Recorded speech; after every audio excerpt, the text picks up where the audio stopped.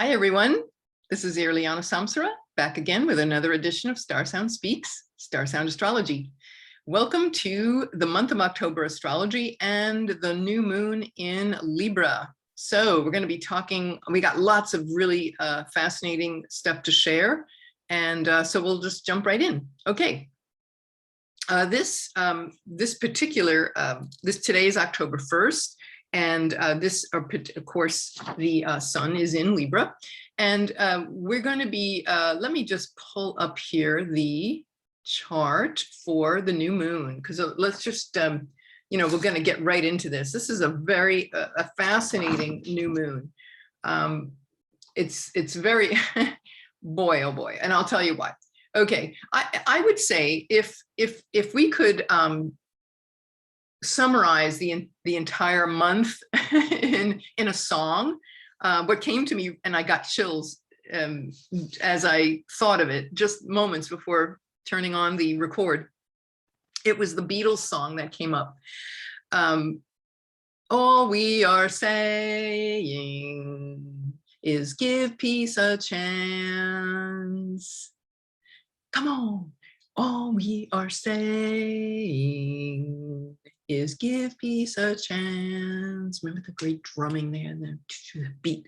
Yeah, well, anyway, so maybe that can be our collective mantra for the month, because it's definitely being tested, and it's gonna get tested certainly by the full moon, which I'll explain later. The reason why this is so powerful is because the sun, moon, and Mars are all together exactly at 13 degrees of Libra. And that is a cazimi. A cazimi is that very sacred window of time where it's like of course, the moon is always cazimi the sun every month when it goes into a new moon. But with the sun, moon, and Mars all there, wow, powerful storytelling here. Mercury is also there. It's at 20 degrees, so it's not exactly, it's 7 degrees away, but it's still very much a part of the story. So I think that in a nutshell, this is really about rewriting our stories and our beliefs around what does it take to create peace? How do we give it a chance where are the areas in our life where we haven't, where we might have been shut down, where we have been, where love has not been present? Where have there been especially unconscious patterns that have been running the show? This is an area where it is really, maybe it's the most incredibly powerful lunation of the year. I don't know. I mean, I'm not here to, analyze all 12 lunations for a year, but I gotta say, this is just outrageous. And what I would say, it's for women and women's rights and equality in general, and peace in general, regardless of gender, just peace, harmony, agreement, diplomacy, relationships, of course, love, intimacy, connection. We're really, with Mercury retrograde in the sign, in the sign of Libra, we're really re-examining our beliefs about relationships. And perhaps with Mars there, what is worth fighting for? Well, of course, love is worth fighting for, but you don't fight for love. I mean, right? That seems almost contradictory. But we can be impassioned and bold and set new goals. Certainly in the sign of Libra, Libra is a cardinal sign. So we think about it, it's like a turning point. This is about taking a new direction. So there's this very mystical union that's going to take place in this lunation. And I want to share with you, what that looks like. And so before I get into that more fully, I'm just going to say that this month is also very important because not only is that stellium new moon, the other two important things is that we have, there are 6 planets retrograde right now. There's Mercury, Jupiter, Saturn, Uranus, Neptune, and Pluto. That's a lot, right? So if you've been feeling like slowed down or challenged with moving ahead, well, when you have 6 planets retrograde, it's not easy, right? However, later in the month, Mercury is going to station direct, and on the same day, Mercury and Jupiter will station direct, start moving forward again in their signs, Jupiter in Aquarius, Mercury in Libra. Saturn is going to go Saturn will go direct on October 10th, and Jupiter and Mercury will go direct on October 18th. So those are, that's definitely a shift, very important.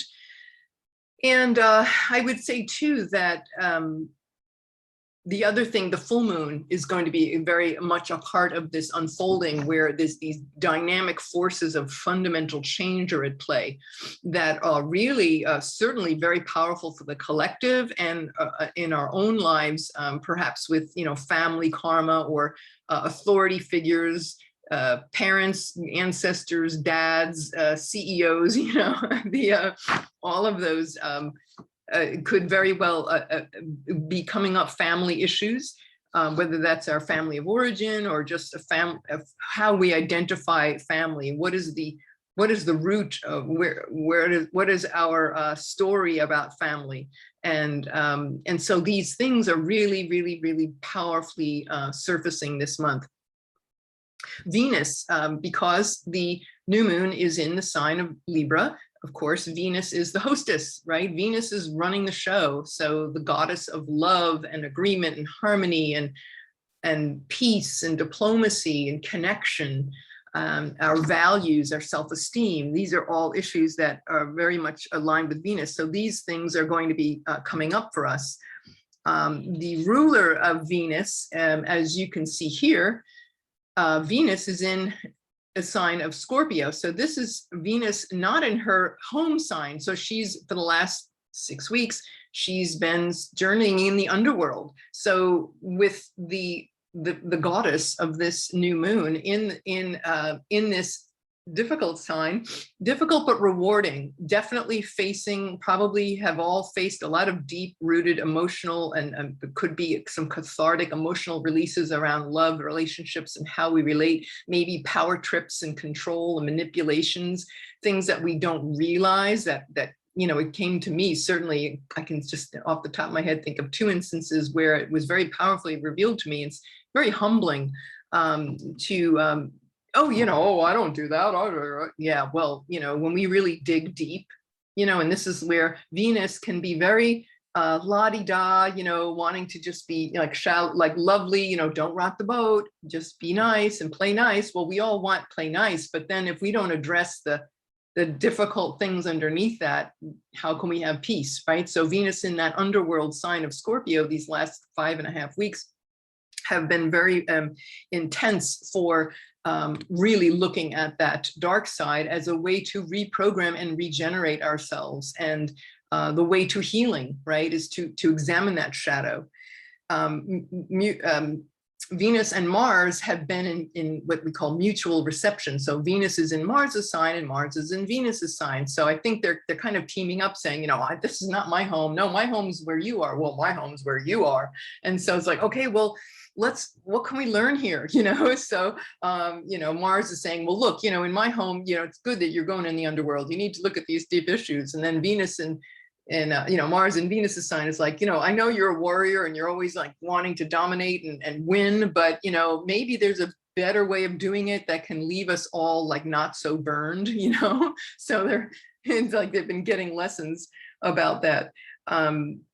I would say too that, you know, with Mars, when this cazimi, as we call it, 13 degrees, 13 degrees, 13 degrees, look at that, all magical number, right? 13. This is basically saying, okay, this is definitely about this, you know, a reprogramming, a new direction around all of these things of relationships and our ambitions and our goals, and where do we want to pioneer forward? Well, I would say, you know, because Venus is the goddess of this sign, you know, this is very strong around fairness and equality, and for maybe for men to rewrite and the laws to reflect that. Now, Mars is not in its power sign, right? But in a way, it's like being forced to reconsider, like, look, you know, we cannot go on like this. Like, for instance, reproductive rights. This has been a big deal, that the Texas abortion law, you know, there is some men who are suing a doctor that in Texas. And then others are suing back, you know, there's like lawsuits and counter lawsuits. There are people, you know, women in Afghanistan, you know, the refugees that flee the Taliban, and the groups there, like LGBT groups, you know, they could be killed by the Taliban, for example, for being gay, you know, for being themselves. So again, these are very intense examples, obviously, of in the collective of these issues coming up, but it's definitely coming up. This is the lunation where that very much will hold.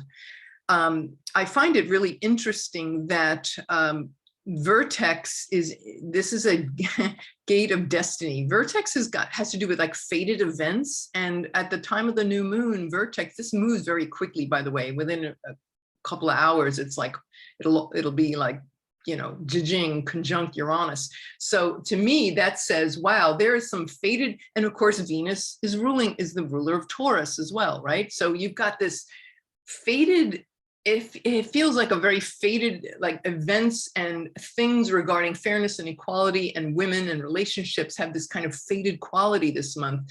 And where there's this new direction, also indicated by the conjunction with Uranus as it passes by. So this is like enlightening, liberating concepts where we had been stuck in our thinking and our values and maybe our self-esteem. There are maybe some decisions that have to be made when you think about Mars and Libra. You know, there are laws and decisions around plans and what are our goals, you know, so these things are very, very prominent with this lunation. This is definitely about looking with that square with Pluto, overcoming square with Pluto. This is definitely about looking at our shadow. So, you know, not an easy thing, right? And this is talking about eons. When you think about Pluto and Capricorn, this is like eons of toxicity in our society, going back hundreds and hundreds of years, our family DNA and how we have been impacted by this very toxic, domineering, materialistic realm of reality, and, you know, where more goods equals better, and, you know, and all of that power and control that has been so much a part of our society all over the world. So it is, though, like I said, a very powerful new moon, and it will reach its fruition, the full moon, which will be on, see, the full moon is in Aries, excuse me, October 20th. Before I get into that full moon, though, I just want to say that that vertex on Thursday, October 7th, okay, let me move this up ahead again. So on Thursday, October 7th, we're going to have, if you notice here, Venus is right at that final moment of 2959, right? It's at that highest degree, you know, talk about looking at the dark side, by like, this is definitely bringing up a lot of deep rooted elements. And here we are, judging. There she goes on Thursday around 8 a.m. Eastern time, goes into the sign of Sag. So she's out of that very intense, dark, brooding place of Scorpio, out of where she's been in exile. And now she's in the fiery sign of Sagittarius. Notice conjunct the South Node, very interesting here. This is definitely speaking about rights and legislation and truth and higher wisdom. So all of our values around doing the right thing, where has it not? Where is this, what needs to fall away? Well, I would say what needs to fall away, as you know, as we move forward in the month, Venus is saying, okay, first we look at our dark side, and now we're going to say, you know, what truths, what's present for us in terms of, well, let's say with Venus conjunct South Node, maybe we would have this magnetic attraction to somebody where we could easily fall into old relationship patterns, certainly around feeling entitled, being right. I already know, you know, like just being full with what we think is the truth, and perhaps maybe preaching that onto others rather than listening and allowing other points of view and other beliefs to exist. So this is what it's calling us to do. Avoid those deep old grooves of relationship patterns where we get sucked into these patterns, and being open to new beliefs, being open to how we connect with others, consider other people's viewpoints. It's not necessarily like my way is the right way. It can be that very arrogant, bossy kind of energy of, you know, my way or the highway, or it could be like zealotry, could be religious or spiritual zealotry, where people could almost be militant, you know, militant with religious beliefs. And so we get to say, well, where is peace in that process? We get to delve into these things. Letting go of past relationship situations, being present in the now rather than thinking like I have it all figured out, or relying too much on intuition and not on facts. And so just being broad and open, I would say. So that's a really interesting configuration. So let's see, back to our calendar. So that's our new moon, right? And then Venus entering, right, you know, the very next day, Venus entering into that sign. And here's the Mars is exactly, you know, in the last episode, I talked about how, you know, right now, when you think about it, Mars, Venus, and Mercury, like, not Mars, sorry, Mars, Mercury, and the Sun, they're all, it's like the three amigos. And so it's not just Mercury cazimi, it's Mercury and Mars together in that throne room, right? They're in the palace, right? And the queen, right? Libra, right? So this is the queen, this beautiful goddess queen this is her palace, and they're in there. And, you know, Mars is a little uncomfortable in this beautiful, lavish palace. He's you know, he's not used to that, but there's a reason why he's there, right? This is like vertex, right? Fate and destiny, like, let's rewrite the script. And so, they're getting this very high download. It's when a planet is cazimi, the sun, it's got this special protection. It's not getting burned up by the sun. It's like just getting this Moses on the top of Mount Sinai, right? This big download. And there's this exact window when Mars, when the queen will say whispers. It's almost like, imagine if you were, here's another analogy. If you were like a kid and you were visiting Santa Claus, and you're in the room with Santa Claus, but then there's this moment where it's just you and Santa Claus, and you're like sitting on his knee, and you're like, you know, whispering in his ear, and it's like, this is what I really want, right? And nobody can hear it, just you. It's just between you and Santa. So, you know, it's a silly analogy, right? But I'm just trying to paint with pictures here. So if you could imagine that very special time where other people, you cannot hear this conversation. This is like strictly between, this conversation is strictly between you and the divine. So I would say on, I picked it out on my little Astro software, but Thursday, October 7th, again, this is Eastern time, so please adjust accordingly, from 11:17 p.m. to 11:30. So what's that? 23 minutes is when the queen is whispering into Mars's ear. So it's like saying, look, it's like she's saying, look, I appreciate your strength and your desire and your drive, but like, dude, you got to put down that caveman bat, you know, like, from now on, like we got to change this isn't working. Okay, the earth is ravaged, women have been raped, the pain body of women has been like gone on for far too many thousands of years. Like, we got to change, right? And Pluto squaring is like, oh, y'all, you know, right? And so because he's kind of in the background, right? And she's like seeing him in the back of the palace room. But Mars, it's like, what is that? From beat down your sword. What is that thing in the Bible? Make your sword into a plowshare, right? So turn it into something where it can regenerate rather than just killing. You know, I don't want to kill off relationships anymore. Take that strength and energy and use it for good.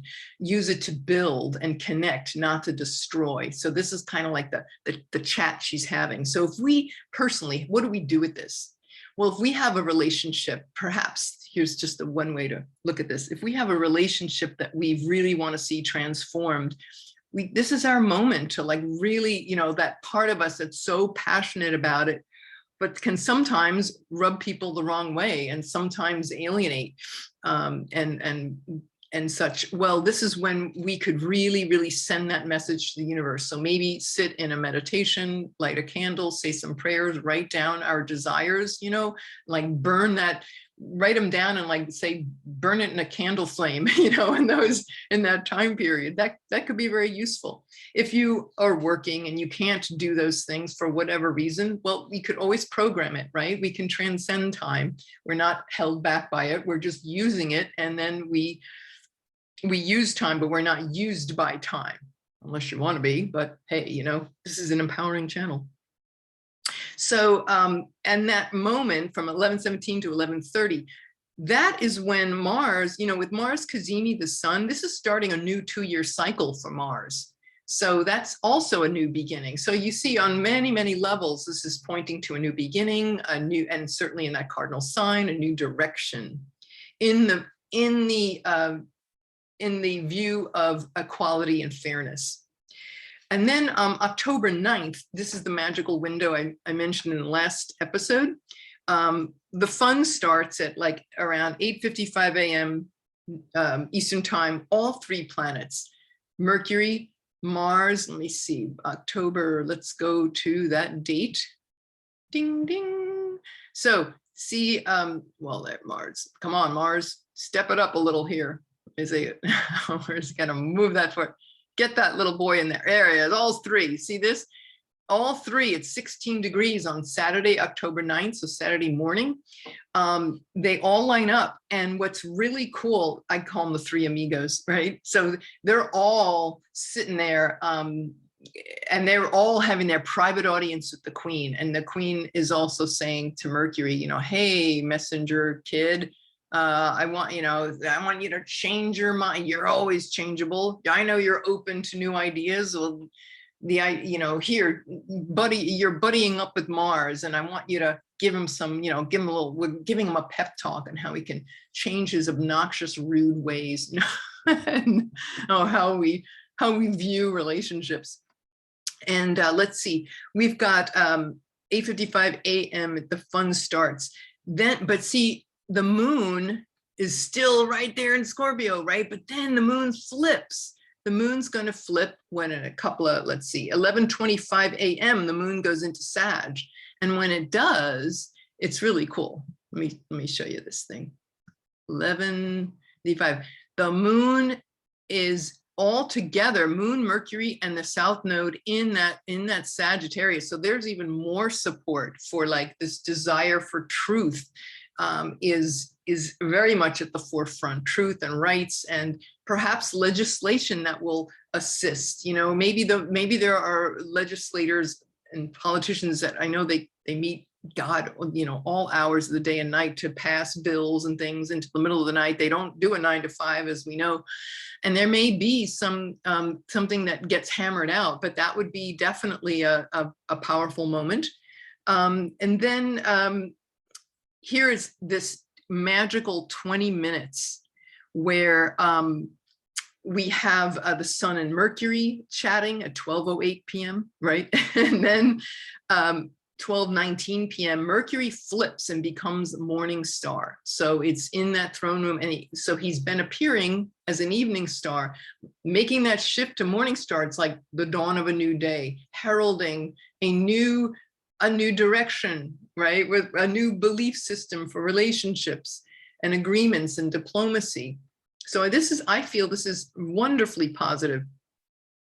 And then let's see, we've got, it's interesting because these 2, 2, and 2, watch this, where the moon, 2, 2, 2, 2 degrees, isn't that cool? 2, 2, 2, all in Sag. So that's pretty cool. Well, from 2:42 in the afternoon till 4:20, 4:20, right? Now you'll remember that. That's an hour and 40 minutes where the moon, Venus, and the South Node are all together. So this is like, talk about getting off the wheel of karma with relationships and seeing things in new fashion, a kind of change in fortune, a change in our habitual ways. Wow, very cool. And then we have Saturday, that same day, Saturday, October 9th, which happens to be my beloved mother's birthday. So if you're having trouble with any of this, listen, just call Miriam, okay? Her name is Miriam, and just call her in. Sometimes, you know, with all her grandchildren, she was known as Grandma Mimi, but whatever you want to call her, just look, you know, she needs projects, okay? She's in the heavens, right? She's not here anymore, so she needs projects. And how you, by the way, how you will know that you've reached my mother is if in the middle of your pouring out your heart's desires, you might all of a sudden think if you start thinking about taking vitamins, wearing your warm coat, or getting a job with benefits, okay, then you know you have reached Miriam, okay? Just saying, right? Little hint, right? We always made fun of her for that. So anyway, but she was definitely the quintessential Libra. So yeah, just call her in and just say, okay, I need help with this. And but if you find yourself buying vitamins and getting a nice looking elegant coat, then you know it's not me, it's her. But anyway, so back to away from those, and now on with the rest of our programming. So we have these three amigos in that throne room, right? Talking, rehashing, and moving into new directions with relationships and our beliefs and attitudes. That's going to happen all day Saturday. It's very, very sacred. I'd say from like 9 a.m. till about 10:15 p.m. So that's like 13 hours and 20 minutes. But like I said, those particular, that particular 20-minute window is from like 12:08 to 12:28 with Mercury and the sun. That's always very special. 12:08 p.m. to 12:28, so lunchtime. But really the whole day, it's just that's the part where she's whispering in Mercury's ear, but they're still in the throne room the rest of the day. You know, you get off Santa Claus's lap and then you're like still mingling and, you know, really being in this experience, this incredible download of goddess energy and fairness and equality and doing the right thing. You know, your heart is like full of this energy. And so that is going to last most strongly until 10:15 p.m. on Saturday evening. And then slowly till like early Sunday morning, a little after midnight. And then by like 10:30 in the morning on Sunday morning, Mercury will slightly go out of that 2-degree range. You know, mostly with these planets, I mean, it depends. Some people say it's a 2 degrees, some people say 1 degree. Medieval astrologers had like a 17-minute frame. So depending on how picky you want to be. But I gave it like, generally speaking, just that same degree, 16 degrees, like, wow, right? The new moon, 13 degrees, and then the Kazemi, 16 degrees on October 9th. So that's really powerful. And like I said, you know, how many times do we ever get a situation like that? I don't know. I've never seen this before. All right. So then moving on, the very next day, you know, Saturn is like, I'm ready to go direct. I'm ready to take, you know, like it's like probably listening into all this, and it's like, okay, Sunday evening, Saturn goes direct. All right, let's move this new reality forward, and maybe we could have some enlightening laws and structures in society that will support change. You know, this is a moment where things can start to move forward again that might have felt stalled in the last several months, might have felt like a reversal of fortune, you know, or struggles with and needing to be patient around these profound changes. Well, here it is, Saturn's going direct. Then October 17th, we have Sun square Pluto. So that is, it'll be exact like October 22nd or so. And that the Sun squaring Pluto, again, bringing up those is deeply, you know, Sun is still in Libra. And so I can come back to this. Hello again. So Sun squaring Pluto, again, it's that conflict between and shining a light on these deep subconscious processes that are certainly in the way. And then maybe we've already cleared those. And this is about renewal and regeneration, because first you've got to take down before you can build up. And so there it is. Once the volcano has spewed, right, the green grass can start growing. So if we've already done our work in that area, it'll at least show us what might still be remaining. And or if that has been done, then it's like, okay, it's time to grow our new in our new direction, and what's available for us that can be healthy and regenerative. What practices and ways of being can we now start using? Let's see. So October 18th, Jupiter and Mercury go direct. And so again, starting to move forward. Mercury is like taking all the lessons that he learned when the Queen whispered in his ear, and he's like finally like, wow, that was amazing. Well, I'm now going to take this information and like send it and share this with the world. Everybody, I'm going to tell everybody what my experience, right? Go on the Today Show and just tell the world. October 20th, the full moon. We've got the full moon in Aries, and this is an interesting, I would say the RX for this would be to do a lot of hot yoga. Bikram yoga is great for the full moon, right? So things coming to a head with, this is October 20th.